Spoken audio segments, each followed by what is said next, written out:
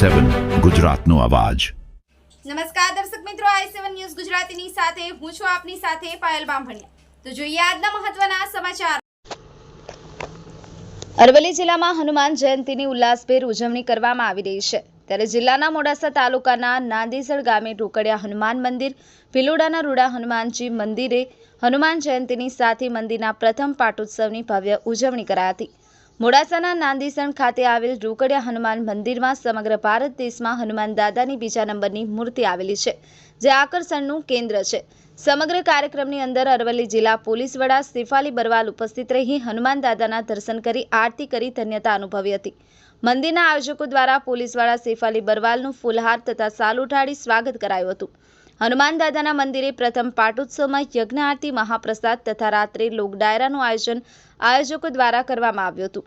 સમગ્ર કાર્યક્રમમાં મંદિર ખાતે આસપાસના ગામોથી ધર્મપ્રેમી જનતા મોટી સંખ્યામાં ઉપસ્થિત રહી હનુમાન દાદાના દર્શન કરી મહાપ્રસાદ લઈ ધન્યતા અનુભવી હતી। બ્યુરો ચીફ કૌશિક સોની, i7 ન્યૂઝ ગુજરાતી, અરવલ્લી। ભૂમિકા ચેતન સોની છે। અમે બધા અમારું જે ગ્રુપ છે બધા મુંબઈથી સ્પેશિયલ જે રોકડિયા હનુમાનજી છે એમના દર્શન કરવા આવ્યા છે। આ મંદિરમાં પ્રવેશ કરતા જ મને એકદમ શાંતિ લાગે છે, એકદમ શાંતિનો અનુભવ થાય છે અને મને હું ધન્ય અનુભવું છું કે હું આ મંદિરમાં દર્શન કરવા માટે આવી હતી દૂરથી પણ। અને હું બધાને કહું છું કે આજે સાંજે અહીંયા લોક ડાયરાનો પ્રોગ્રામ રાખેલો છે કે બધા જ જે દર્શનાર્થી છે તે અહીંયા દર્શન કરવા આવજો અને રોકડિયા હનુમાનજી જે છે તેના દર્શન લેવા માટે આવજો, આશીર્વાદ લેવા માટે આવજો। આજે દર્શન કરીને તમને કેવો ધન્યતા અનુભવી છે? મને એકદમ આમ દર્શન કરીને એકદમ શાંતિ અનુભવાય છે। એકદમ બહાર તો એકદમ ગરમી છે, પણ જ્યાં અહીંયા દર્શન મંદિરના જે પ્રાંગણમાં પ્રવેશ કરતા જ એકદમ શાંતિ લાગે છે ને ઠંડક પણ લાગે છે। હું કેતનભાઈ શંકરભાઈ પંચાલ, ગામ નોલીસન। આજે અમારા ગામની અંદર હનુમાન દાદાના મંદિરે પ્રથમ પાટોત્સવ ઉજવવામાં આવી રહ્યો છે। આ પ્રથમ પાટોત્સવની અંદર ખૂબ જ આજુબાજુના ભક્તો અહીં ઉપસ્થિત રહ્યા અને આ દર્શનનો લાભ લેવા માટે આવ્યા।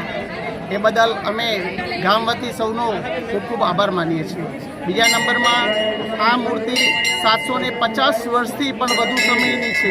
જ્યારે મોગલોએ તમામ મંદિરો ધ્વસ્ત કરી નાખ્યા એ વખતની આ મૂર્તિ છે અને ત્યાર પછી એમની બાજુમાં બીજી જે મૂર્તિ બેસાડી છે એ હનુમાન દાદાની મૂર્તિ ભારતમાં બીજા નંબરની છે।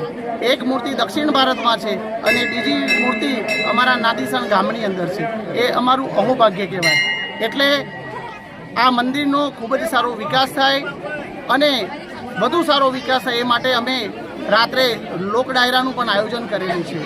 આ લોક ડાયરા થકી જે કોઈ આવક આવશે એનાથી મંદિરનો ખૂબ સારો વિકાસ થશે અને અમે સૌ વિચારીએ છીએ કે આ મંદિર ફક્ત 1.5 વર્ષની અંદર આટલું વિકસિત થયું છે અને ટૂંક સમયની અંદર દેશમાં તો નહીં પણ વિદેશથી પણ યાત્રાળુઓ અહીં આવે એવા અમારા ઈચ્છા પૂરતી રોકડિયા હનુમાન છે।